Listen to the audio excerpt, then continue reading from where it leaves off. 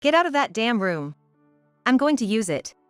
My daughter, who had returned home for a homecoming childbirth after a long time, suddenly told me to leave the house. What's she saying on her own? Bewildered by the sudden demand, I retorted.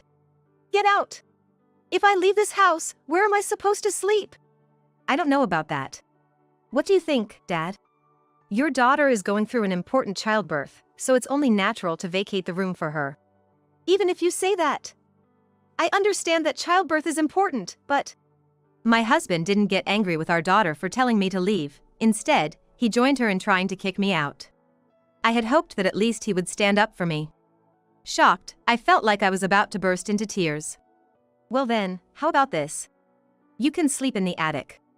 That way, you won't have to leave. Huh? The attic. Are you seriously saying that? In the first place, I'm the one who bought this house.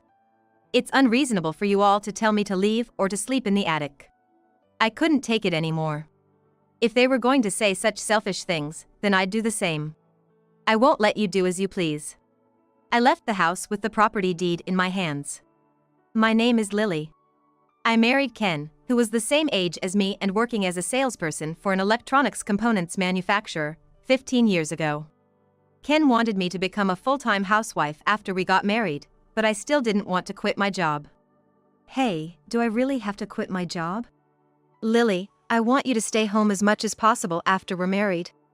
I'll manage the earnings. It's not about that, it's just that I love my job right now, and I still want to work as an editor. I understood Ken's feelings about wanting me to quit my job and stay home. However, I was still in my prime and we didn't have any children yet.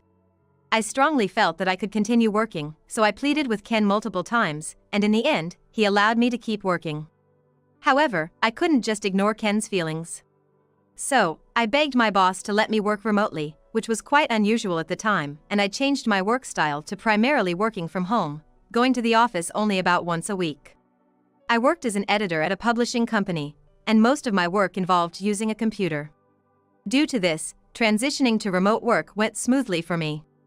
Since then, I have been able to work quietly at home without any interruptions, and I have steadily developed my skills as an editor.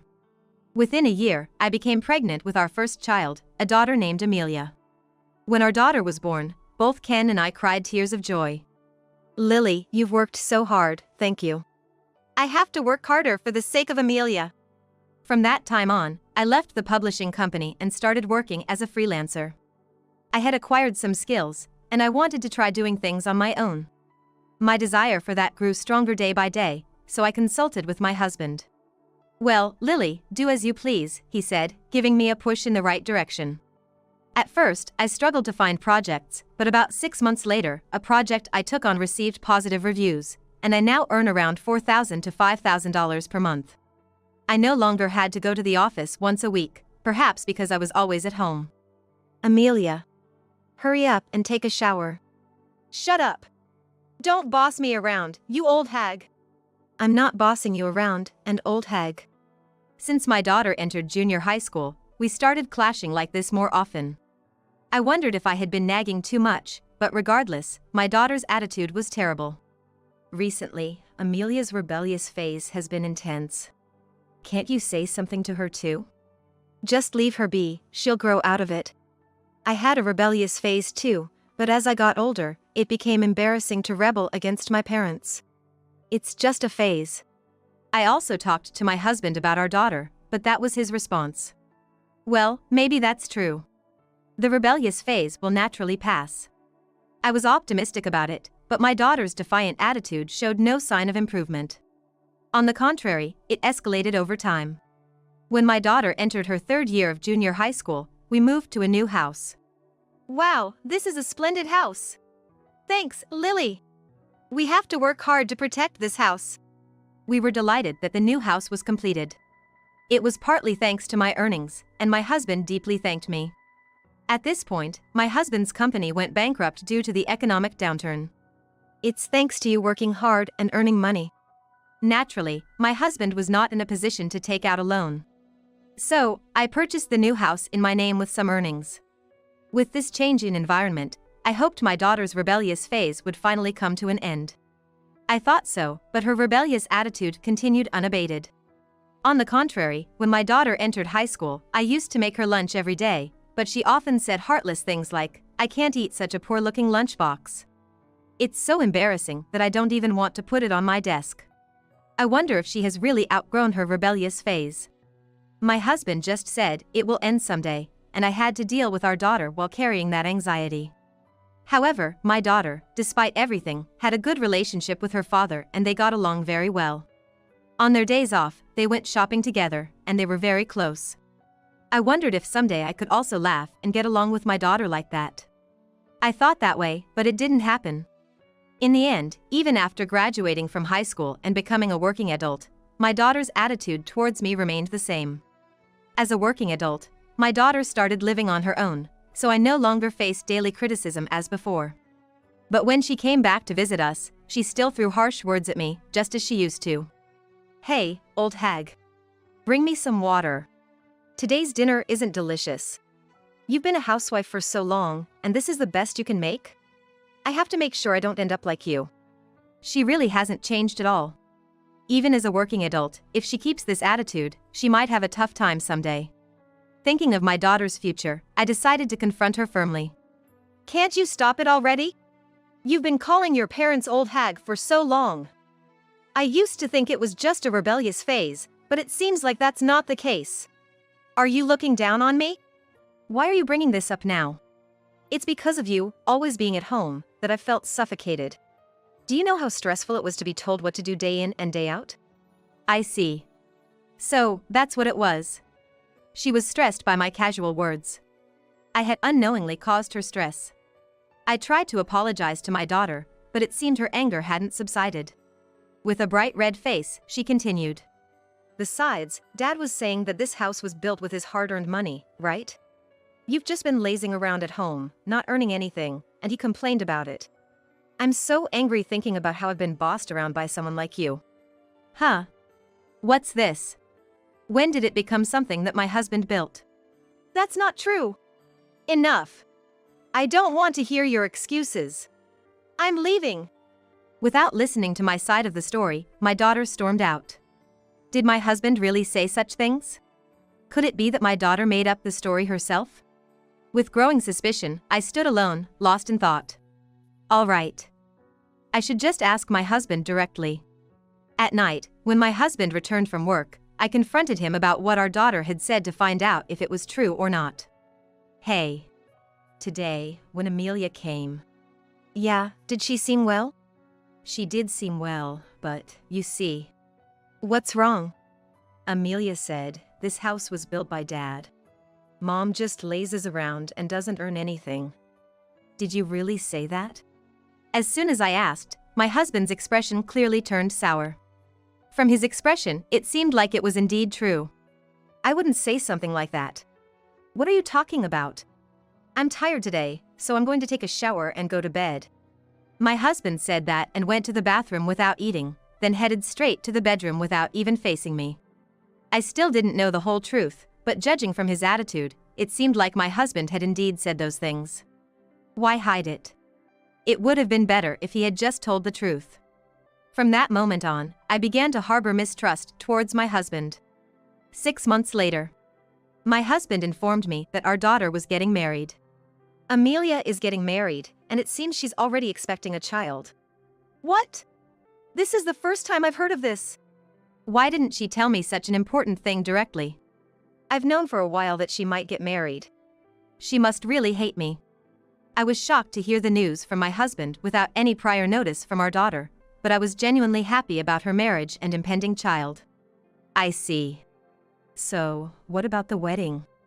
They're planning to have the wedding after the baby is born and things settle down. I really didn't know anything about that child. Where did I go wrong? I just said, "I see," to my husband with only that to say. 1 month later, we had a meeting between both families. It seems like I won't have many opportunities to see my daughter anymore. I thought that, but then, 5 months later, my husband suddenly came home with our daughter. What's going on all of a sudden? Isn't Amelia living with her husband? She came back to her parents' house, so what's the big deal? Well, I guess that's true. I was taken by surprise because I had become afraid of seeing my daughter. But why did they suddenly come like this? I wondered, and then my daughter made a shocking statement. I'm going to use the damn old lady's room, so get out. Why are you saying something like that all of a sudden? Asking me to leave. Don't you understand why I came back home? It's because I came for a homecoming childbirth. Having you here is so stressful. Even if you say that. It's quite selfish to come back suddenly and tell me to leave. I understand that you came back for a homecoming childbirth and that you shouldn't accumulate stress, but if you kick me out, where am I supposed to stay and eat? I don't know about that. Figure it out yourself. Right, Dad? My daughter had a smirk on her face the whole time. As for my husband, far from stopping our daughter, he nodded as if he agreed with her. Then he said to me, "Well, how about this? You can sleep in the attic. That way, you won't have to leave, right?" Huh? Are you serious about the attic? Moreover, I'm the one who bought this house, and it's unreasonable for you two to tell me to leave or sleep in the attic. I've endured everything they've said so far because I thought we were a family. But to these two, I must have just been a mere cohabitant. I've had enough. Fine, do whatever you want with this house. I'm leaving. Really? That's great. Get out quickly. My daughter was overjoyed when I said I was leaving. Well, she can be happy like that for now. I won't silently endure being treated like this. Just watch. I will definitely get my revenge. I didn't want to spend even a second longer in this house. I hastily packed my work tools, clothes, and other belongings into a suitcase, along with the property deed. Hey, you don't have to leave like this. It's too late for that now. Exactly. You were even belittling me and lying to our daughter. What? Trying to stop it now is too late. I'm sorry, but I'm divorcing you too. Divorce? There's no need to go that far. Let me make it clear, it's because you said weird things to Amelia, and have been mistreated by her all this time. You claimed that I didn't buy this house, didn't you? At first, you denied it, but your attitude made it clear. I shouted at my husband in anger, surprising even myself with how loud I could be. He fell silent, apparently taken aback by my outburst. If you're not going to say anything, then it's true, isn't it? Well, it doesn't matter anymore. I'll send an email about a lawyer. Let's discuss further through the lawyer. Fine. He agreed to the divorce so easily. It made me realize that there had been no love left between us for a long time. I shouldn't have married someone like him in the first place. Finally, I can say goodbye to you. Do your best in your future, whatever it may hold. As I was about to leave the house through the front door, my daughter called out to me. Such an insolent child. I gave her a stern look and said, "Yes, I'll do my best. You, on the other hand, might have some unexpected things happen in your future, but do your best with your father." Huh? What are you talking about? I don't understand a word you're saying. Oh, I get it. You're just saying random things because you're upset about being kicked out. If that's what you think, that's fine. It'll be easier for me this way. I'll keep quiet about the fact that you two will lose this house soon. And so, I left the house and immediately went to a real estate agency. The reason, of course, was to sell that house. I don't care how much you offer. I just want to sell it. When I told the agent, they agreed to purchase it right away. I handed over the deed to the house and signed the sales contract. Now, that house belonged to neither my husband nor my daughter. In addition, I didn't want to be homeless, so I also signed a contract for a cheap rental property. They said I could move in within a week. For the time being, I decided to stay in a nearby hotel. Now, you better regret making me angry. I thought to myself as I went to sleep that day. The next day, I was awakened by a phone call. All right, let's go together. The caller was the real estate agent, wanting to visit the house once. I went to the real estate office from the hotel and then to the house with the agent. Yes. When I knocked at the door, I heard my husband's voice from inside. He must not have expected me to come. It's me. Huh? Lily? Wait a moment. After his surprised response, he unlocked the door and let me in. Did you change your mind and come back? And who's this guy? My husband had a puzzled look on his face when he saw the real estate agent. Understandably so. I had arrived at the house with an unknown man. It doesn't matter who he is. Just move aside. Come on, please, take a look. I pushed my husband aside and walked into the house, with the real estate agent following hesitantly. Wait. Who is this guy? It's none of your business, I retorted, annoyed by his constant interference. As my husband followed me, looking frustrated, we entered the living room. This is the living room. I started explaining the room to the real estate agent, and that's when my daughter, who was sitting on the couch, exclaimed in surprise. Huh. Why is that damn woman here? I thought she left. Yeah, I've already left.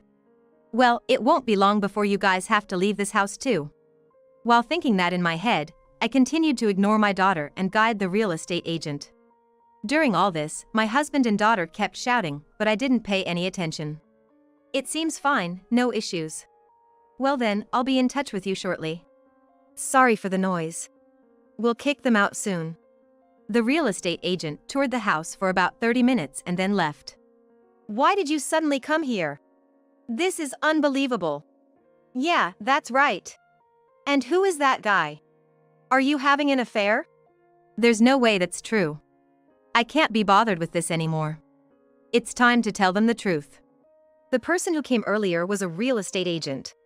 They came to evaluate this house. Evaluate? What do you mean by that? Seriously? Oh, he's catching on. It seems he's quick to understand things like this. My husband seemed to have grasped the idea that the house is going to be sold, but my daughter still had no clue. That's right.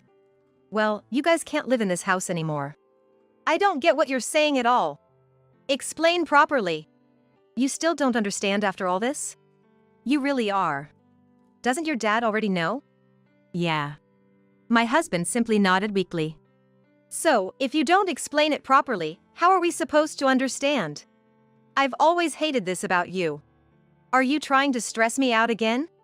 Look. The reason you can't stay in this house anymore is that I sold it. I couldn't stand being around you two anymore. It seems I was the only one who thought of us as a family, and I originally bought this house. So, whether I sell it or do whatever, it's my decision, right? My daughter stood there with her mouth wide open, utterly stunned. Sold the house? This phrase seemed to have a significant impact. Is that a joke?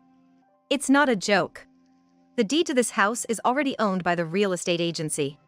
So, you two better start packing up and get out of this house, okay? With that, I told them as I tried to leave the house. Wait a minute.